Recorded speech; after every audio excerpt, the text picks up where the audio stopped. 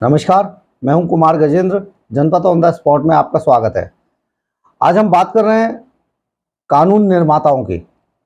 जो देश के अंदर कानून निर्माता थे, उनकी दूरदर्शी सोच इस कदर बहुत ज़्यादा ऊंची थी कि उन्होंने जिस समय कानून को लिखा, उस समय ये प्रावधान रखे कि कभी भी समाज के अंदर, देश के अंदर परिस्थितियों के मुताबिक जैसे ही अपराध, अपराधी और अपराधियों के काम करने का तरीका बदलेगा, तो तभी कानून में उस वक्त के हिसाब से कानून में कई तरीके के प्रावधान किए जा सके। ऐसा हम इसलिए कह रहे हैं कि देश के अंदर एक बार फिर से एक बड़ा ही विचित्र सा मामला सामने आया है। मामला ये है कि देश में जो शव होते हैं, जो डेड बॉडी होती है, उनके साथ रेप के जो मामले सामने आते हैं, रेप करने की जो जो केसेस सामने आते हैं, वारदात सामने आती हैं, उनमें हमारे कानून में कहीं पर भी रेप, ऐसे शवों के साथ जो रेप करने का कोई अलग से ऐसा प्रावधान नहीं है जिसमें आरोपी को अलग से सजा दी जा सके। जी हाँ, आप बहुत ही इस बात को समझ रहे होंगे, सोच रहे होंगे कि हम ऐसा क्यों कह रहे हैं। ये बहुत ही गंभीर मामला है कि किसी शव के साथ कोई रेप किया जाए और जब वो मामला अदालत में जाए तो वहाँ पर जो जस्टिस बैठे होंगे, जो जज होंगे, उनके हाथ इस मामले में बंधे होते हैं कि वो इस मामले में अलग से कोई सजा नहीं दे सकते। हैरानी की बात यह है कि हमारे इस कानून के अंदर कहीं पर भी ऐसा प्रावधान नहीं है जहाँ पर के शव के साथ रेप किए जाने के मामले में आरोपी को, अपराधी को अलग से इस मामले में सजा दी जा सके। ये केरल हाई कोर्ट के एक केस में सामने आया है। देश में शवों से रेप किया जाने के मामले में कोई अलग से सजा दिए जाने का कोई प्रावधान नहीं है। इस बात का खुलासा हाल ही में कर्नाटक हाई कोर्ट के एक फैसले में सामने आया।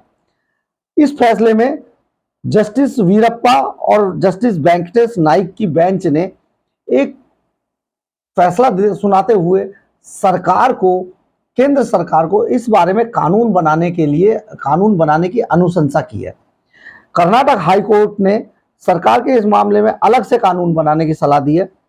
आईपीसी की धारा, उनका कहना है कि आईपीसी की धारा 375, 376 और 377 अप्राकृतिक सेक्स 377 में कहीं पर भी ऐसा कोई उपबंध, कोई ऐसा सेक्शन नहीं जोड़ा गया है या नहीं है जिससे कि किसी महिला, बच्ची या युवती की शव के साथ रेप किए जाने पर आरोपी को अलग से सजा दी जा सके। कोर्ट ने अपने आदेश में कहा है कि रेप के प्रावधानों में ऐसा कोई उपनियम नहीं है जिसके तहत शव के साथ शारीरिक संबंध बनाने के आरोपी को दोषी ठहराया जा सके। ये मामला रंगराजू उर्फ Vajpayee versus state of Karnataka का था। इसमें जस्टिस ने बहुत सोच समझ के कई ऐसे सुझाव भी दिए, कई ऐसी गाइडलाइंस भी जारी की हैं केंद्र सरकार के लिए, जिनको तय किया जाना, जिनको बनाया जाना बेहद जरूरी है। इसलिए क्योंकि देश में ऐसे कई मामले सामने आते हैं जिनमें आरोपी ने शव के, यानी किसी महिला, युवती या बच्ची की मौत के बाद भी उसके शव के साथ रेप किया होता है। तो ऐसे आरोपी के खिलाफ ऐसे जघन्य मामले में भी सजा दी जानी चाहिए, लेकिन कानून में ऐसा उपनियम ना होने के कारण आरोपी इस मामले से बच निकलता है, उसको लाभ मिल जाता है। अब हम इस मामले पर बात करते हैं। कुछ कानून के जो जानकार हैं उनके लिए जरा सुनिए वो क्या कहते हैं। इशू बहुत ही सीरियस है। बाद में शायद इस जो रिपोर्ट थी इसका खंडन भी हुआ।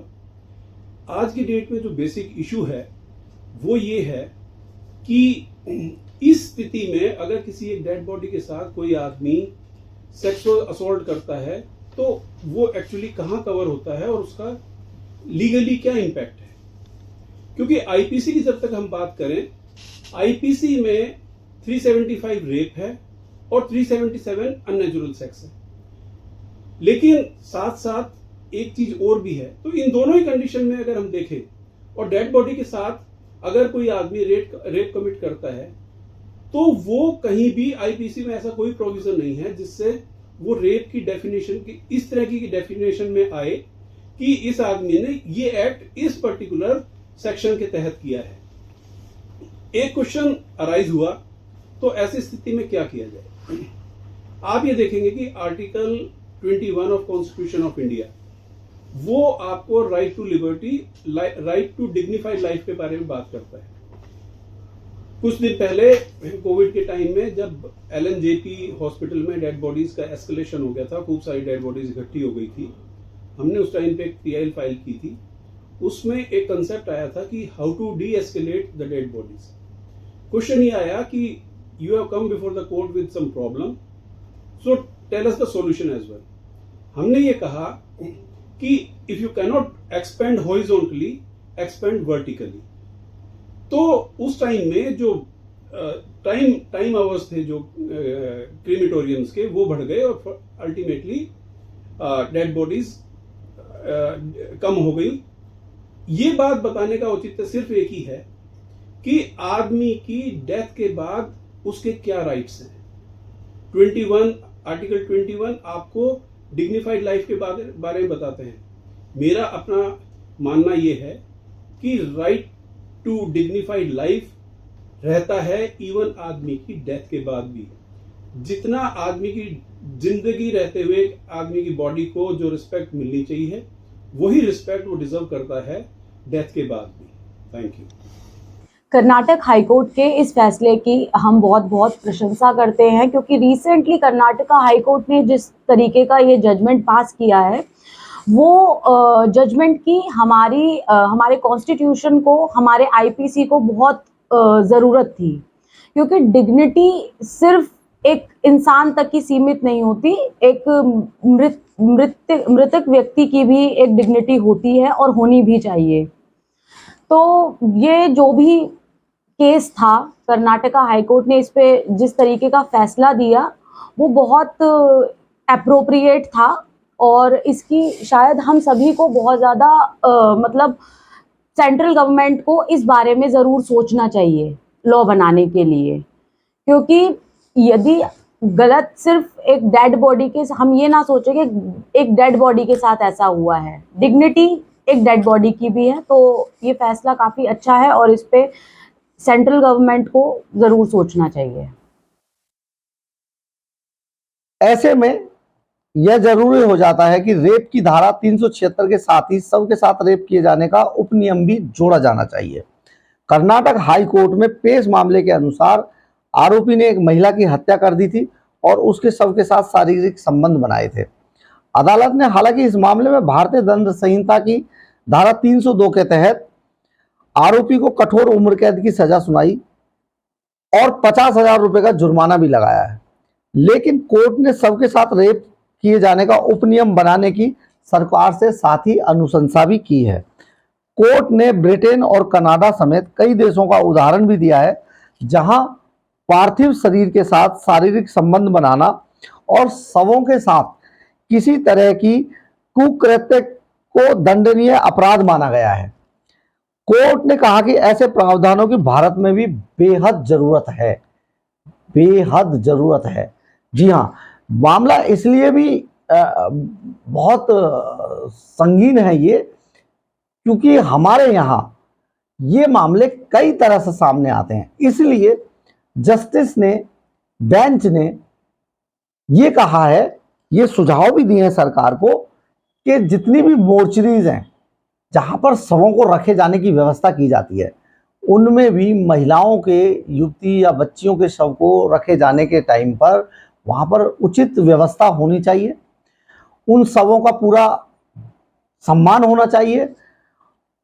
मोर्चरी या अस्पतालों की मोर्चरी में बाकायदा सीसीटीवी कैमरे लगाए जाने चाहिए जिनकी नियमित जांच की जानी चाहिए और वहाँ पर सुरक्षा के भी पुख्ता इंतजाम इस तरीके से किए जाने चाहिए कि किसी महिला, बच्ची या युवती के शव के साथ छेड़छाड़ ना की जा सके।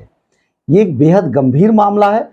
हमारे देश के अंदर समय के साथ कई तरीके के अपराधों में भी कई तरीके की तब्दीली आई है। अपराधियों की क्रिमिनलिटी जो थी वो क्रूएलिटी में बदलती दिखाई दी है।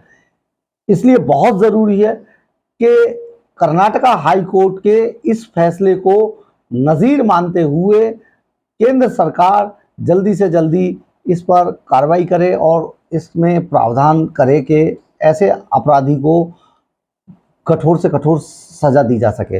अब देखना ये होगा कि इसके जस्टिस ने अपना फैसला सुना दिया है, अपना पूरा मसौदा भेज दिया है केंद्र सरकार को। अब देखना ये होगा कि केंद्र सरकार इस पर कितनी संवेदनशीलता दिखाती है। जय हिंद, जय भारत।